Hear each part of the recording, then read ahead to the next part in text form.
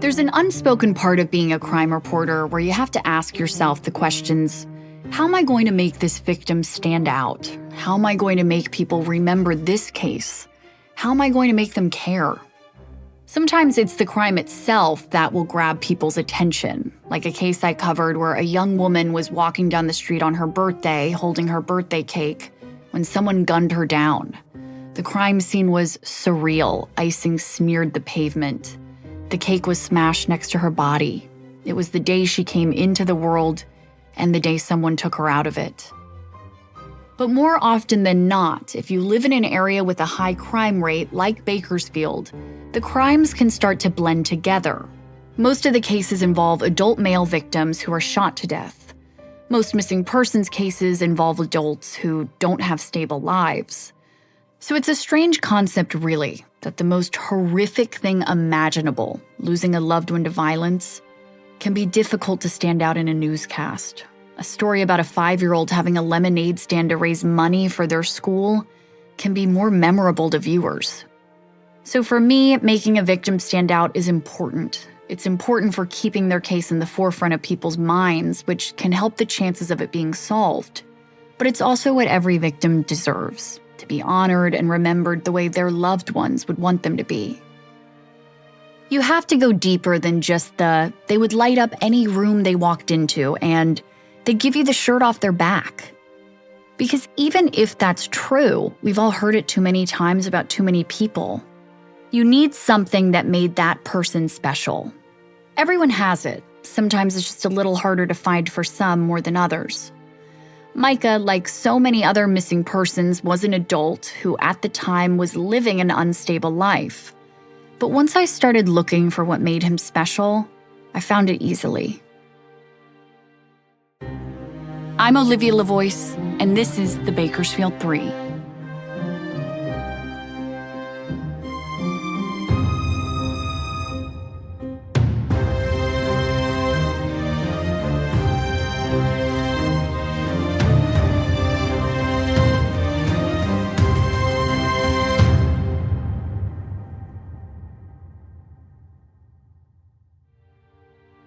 Micah was very almost intuitive. The people who needed him, I don't know how to express it really, but he didn't just like you as a friend. If you were his friend, you were his. Micah's mom, Cheryl, says from a young age, Micah seemed to have an emotional intelligence a lot of people never achieve, particularly when it came to coping with tragedy and helping others navigate it. People, they'll say, oh, you're so strong for talking to us, and how do you do this? And I think we do it because Micah taught us how to grieve with people. Long ago, he was very connected to individuals in their grief. And even without his family and parents really being that aware of it at the time. Over the years, I heard from a man who told me the story of his father who got into a terrible accident and became paralyzed. The man was a teenager at the time, and he said it was so traumatic and painful for him that he began distancing himself from his dad when his dad needed him most. He said it was Micah, also just a teen himself, who recognized this and went to him and made him confront his emotions and deal with them. He says Micah's advice changed his life and saved his relationship with his father. I heard a couple other stories about how Micah helped people deal with hardship and grief.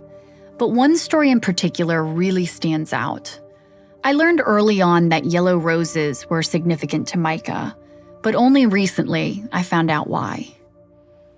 Yellow was Jennifer's favorite color. Rose is her middle name. So it was just always, the yellow roses just kind of clicked. Joanne Burrow's only daughter, Jennifer, or Jenny B as her friends called her, went to high school with Micah. Micah was her best guy friend.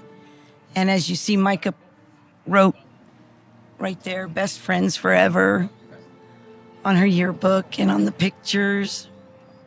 They were really close. He was always real supportive of her. He was very supportive after she was gone too.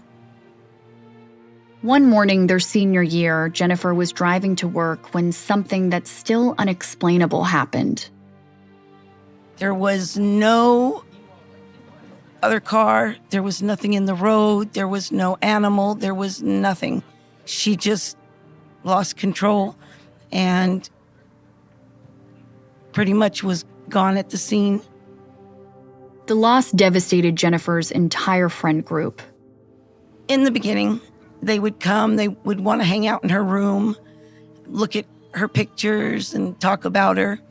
But Micah was the only one who was consistent. He would come over every year, February 2nd, the day that, the accident happened, and April 1st, the day of her birthday. For 17 years, as long as Jennifer had been alive, Micah spent those 2 days with her family. He always remembered. No matter what he was doing, he would come February 2nd, April 1st. Whatever he was doing in his life, he always remembered Jennifer on those days. Every year until he didn't. When he went missing, people started calling me. Did Micah call you on the 1st? Did he show up? No, he didn't. As Micah's loved ones put the pieces together, they determined Micah had been missing for a week before not showing up on Joanne's door on her daughter's birthday with a yellow rose in hand.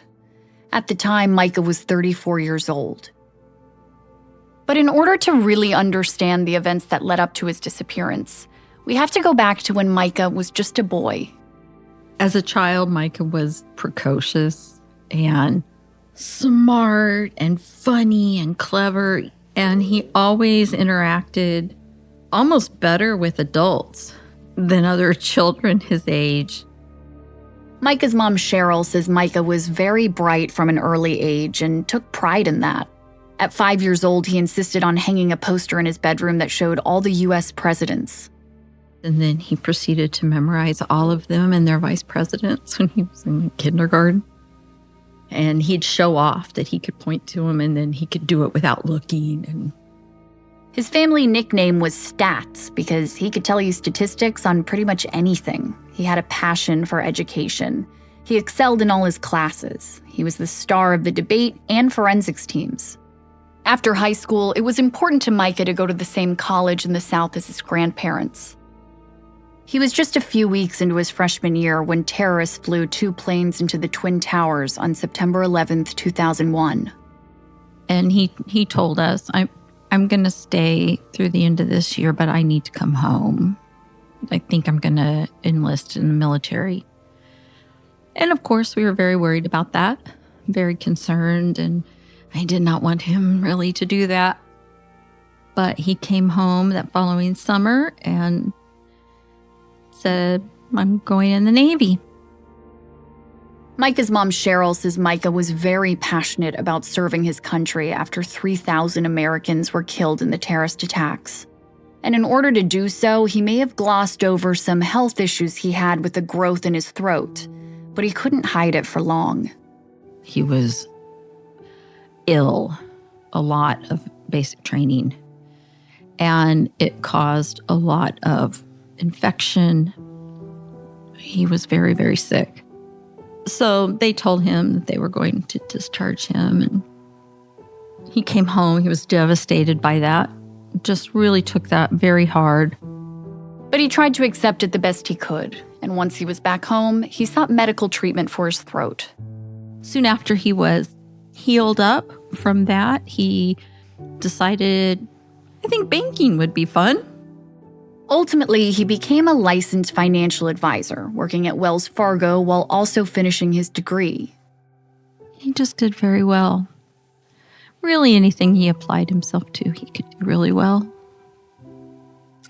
And things seemed to go relatively smoothly for a long time. He had a good, I think, young adult career going. He was set. He was really set for the long haul. His personal life was also looking promising. At Wells Fargo, he met a hardworking young woman. They fell in love, got married, and not long after, had a baby. He always said that he was the best part of me. He's the best part of me. It seems like it was the best time in Micah's life, transitioning from his 20s to his 30s. He had a thriving career and he'd created a family he was so proud of.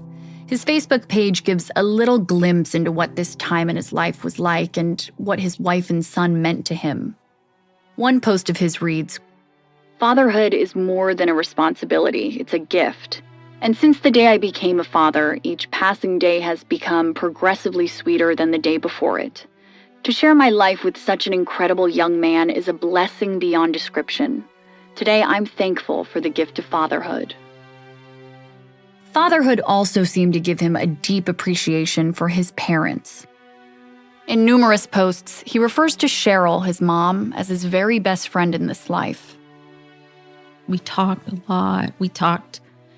We discussed every political election, every county election, propositions. We'd sit and talk about pros and cons, and he would hear something on the news and he'd call me and he'd want to see what I thought about it. Cheryl worked at a local university teaching economics. Each semester, Micah would be a special guest, often helping her students open their first savings account. I had students who would come by my office and say, your son really did a great job, and I think I'm going into economics because of that, or I think I'm going to switch to finance because of that. And I loved having him there. I mean, he'd come by every once in a while, and if I wasn't in my office, he'd leave a Post-it note on my door, and I have one of those notes in my bedroom now that says, "I love you, Mom. Your favorite son, Micah." He's my favorite oldest son, was always my response to that. And I miss him. I miss the person he was when he was well. When he was well, he was wonderful. Talked too much. He was too loud in a room. He was more than everyone else in the room sometimes. But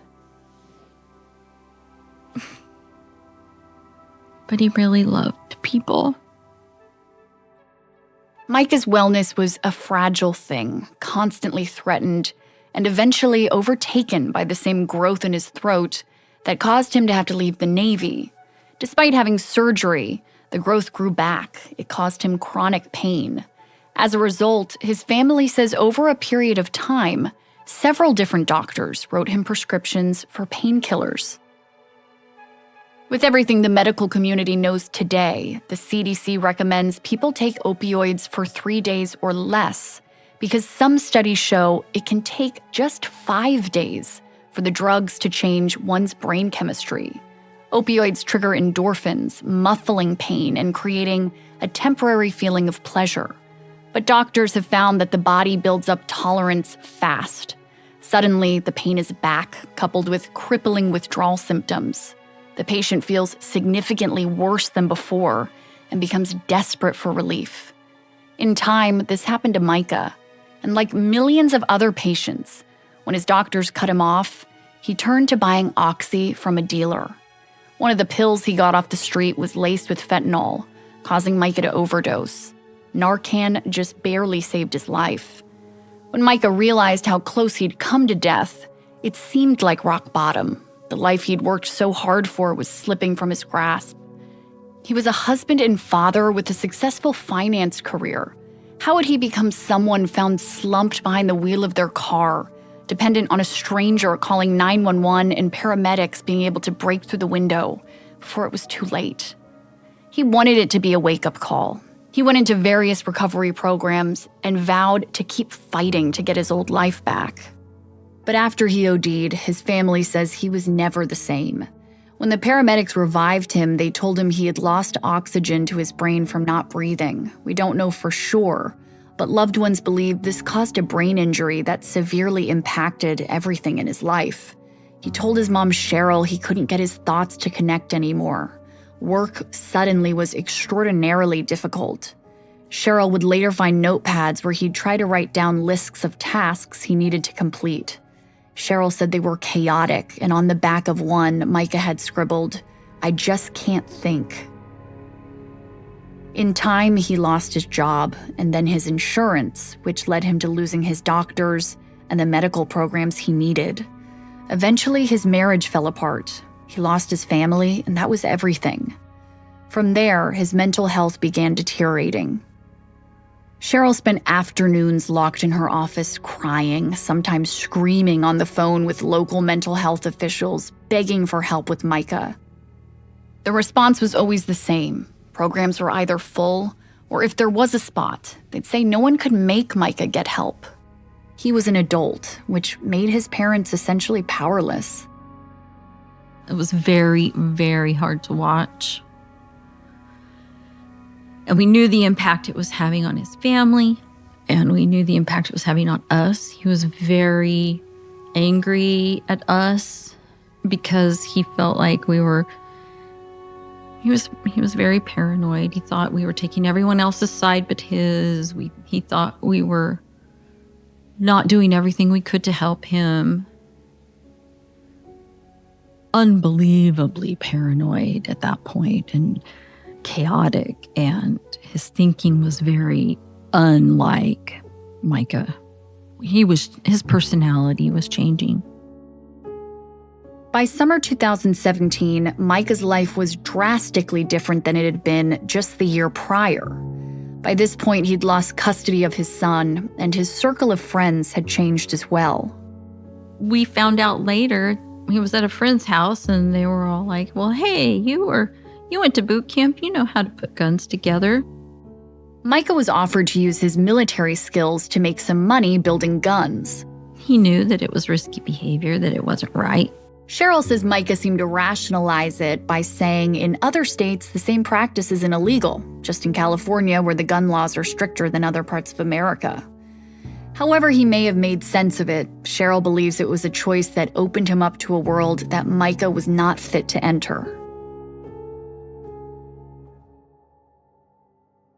Micah wasn't a gangster. Micah didn't belong in this lifestyle. And he knew it. He talked too much. You could tell like he wasn't from the lifestyle because he was curious. He wanted to know everything. This is the guy we're calling Sam. He's the same guy who called the cops and got Matt Vandecastile arrested. In 2017, Sam was a drug dealer who met Micah through the same guys that Micah was helping build guns. What were your impressions of Micah? Honestly, I thought he was a cop. He was just super well dressed, super nice, the nicest person I've ever met in the dope game. Never had a bad thing to say about anybody. He was just really cool. I didn't figure him for a drug addict like that. He was just a goofy goober. He was funny. He was, like I said, he was one of the nicest people I've ever met. Another friend Micah met in the news circle said he loved how Micah would sometimes come over in a suit and tie.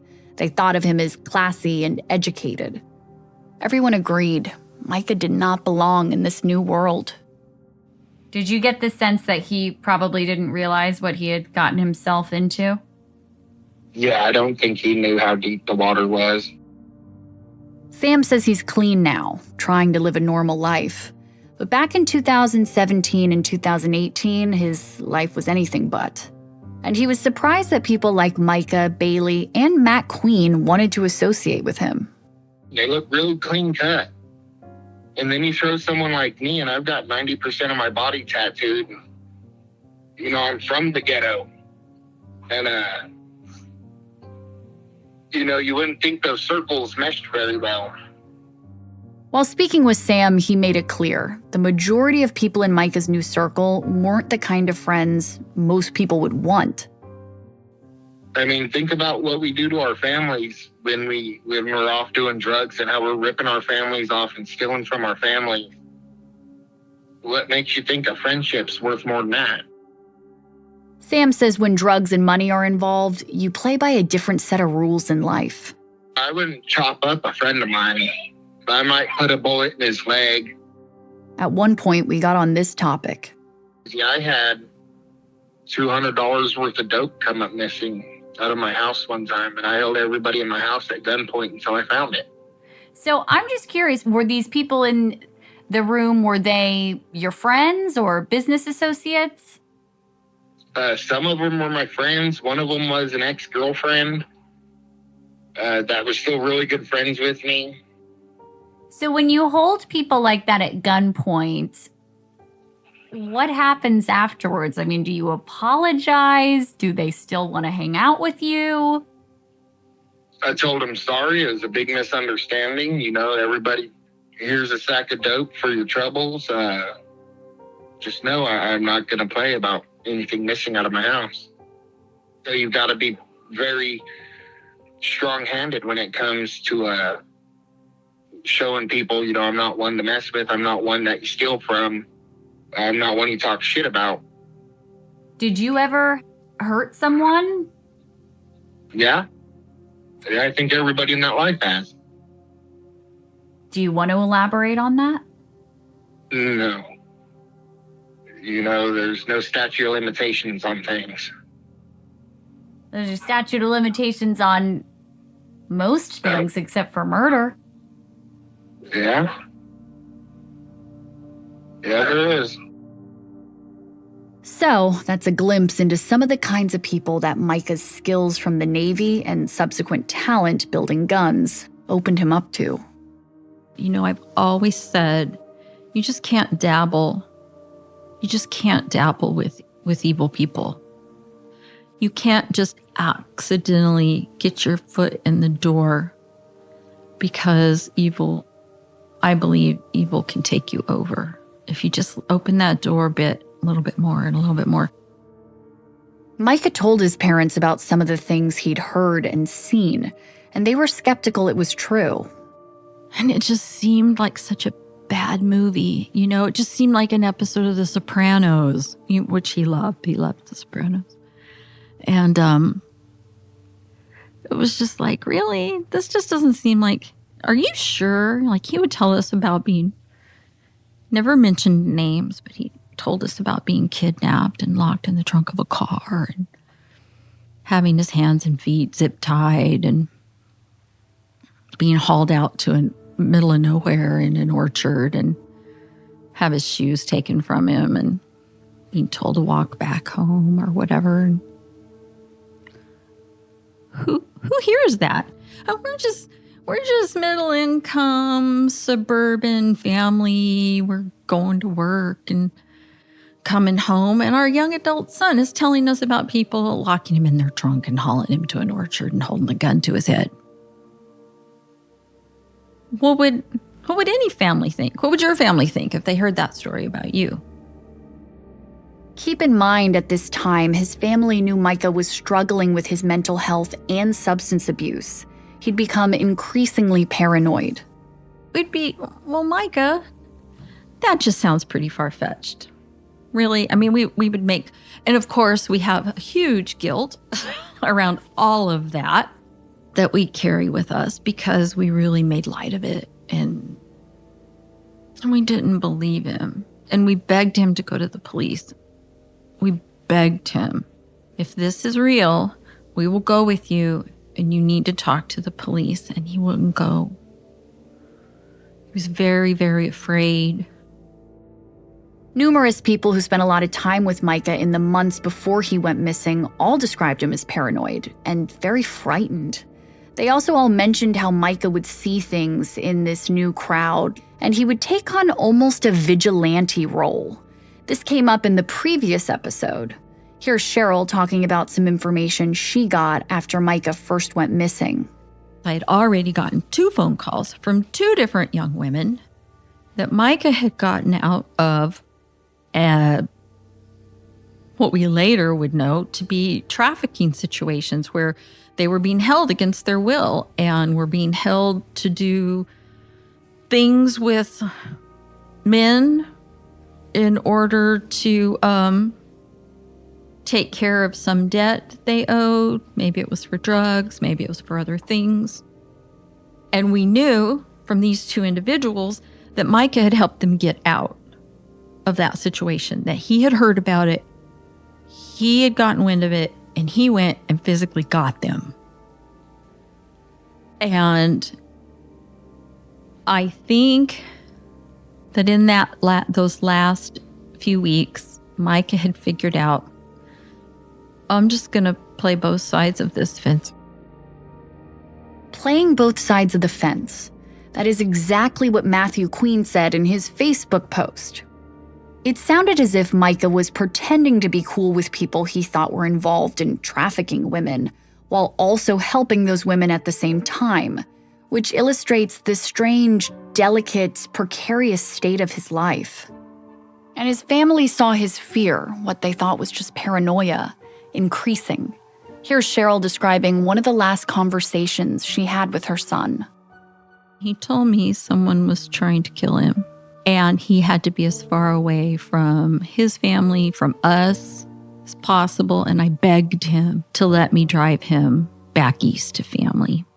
At that moment, it was real enough in his head that I begged him to let me take him out of town. I said, nobody will ever find you on the end of a dirt road in the middle of nowhere in the Midwest. And his response was, but they'll use you and they'll use them to make me come back. Lives have been threatened, not just mine, is what he said. By them, Micah was referring to his ex-wife and his son, which led him to say something he'd never been able to admit before.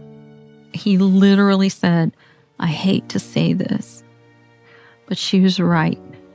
She was right to take custody of him because I know that I've endangered him. And she did the right thing, and she will do whatever it takes to protect him. After that conversation, Cheryl says she saw Micah one last time in mid-March 2018. He was with a woman named Sarah. They appeared to be casually dating. But this isn't the same Sarah who Bailey was friends with and Queen started dating. This is a different Sarah. This Sarah is Micah's age. We're going to refer to her as Sarah G. They got in the back of the car, and he introduced me, and she was very nice, polite. He was telling her that I didn't listen to music on my radio. I always listened to audiobooks.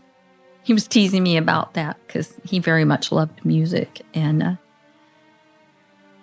so it was lighthearted. Everything seemed fine.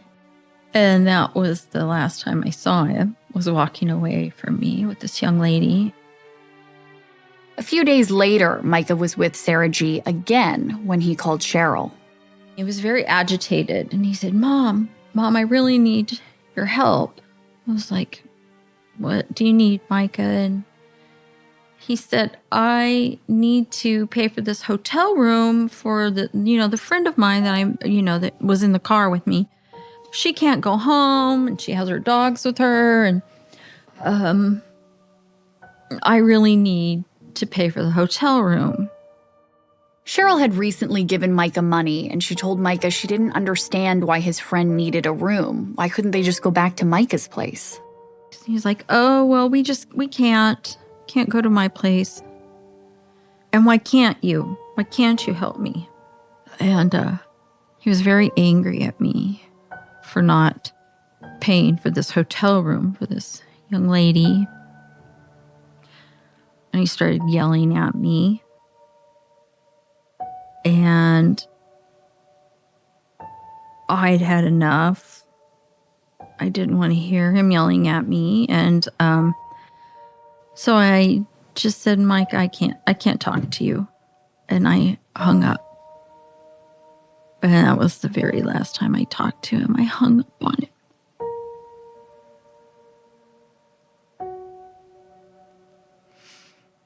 I don't hang up on people anymore. I hear people say, oh, just hang up. Oh, just hang up. And I think, don't do it.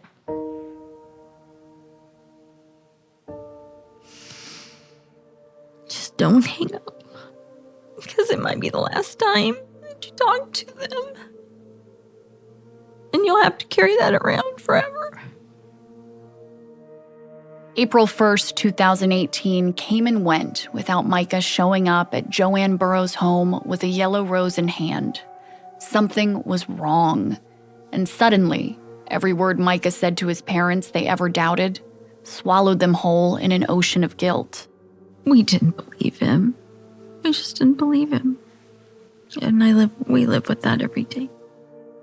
But Cheryl didn't drown in her guilt. As she'd simply put it, that wasn't an option. As his mother, she was going to do whatever it took to find her son.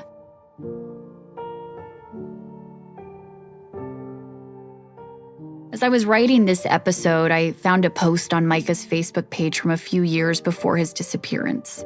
Micah described an incident in which he and his father thought Cheryl had gone missing.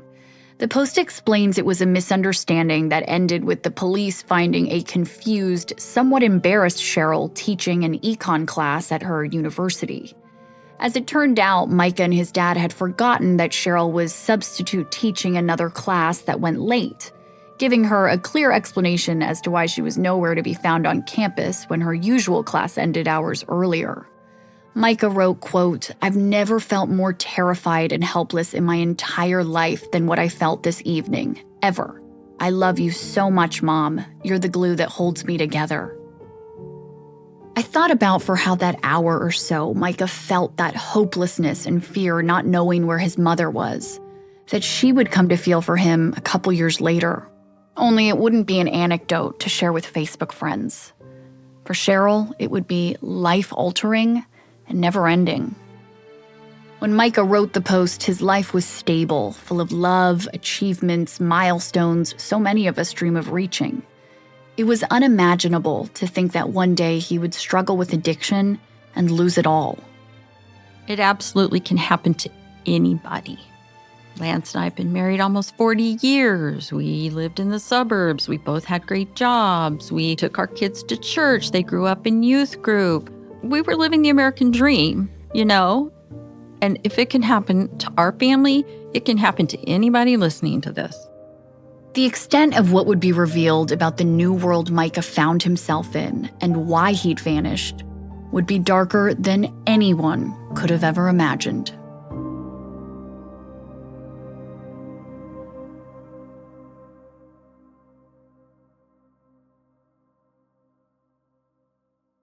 He had this look like he was scared, and he wasn't scared for him. It looked more like he was scared for me because he knew who shot him.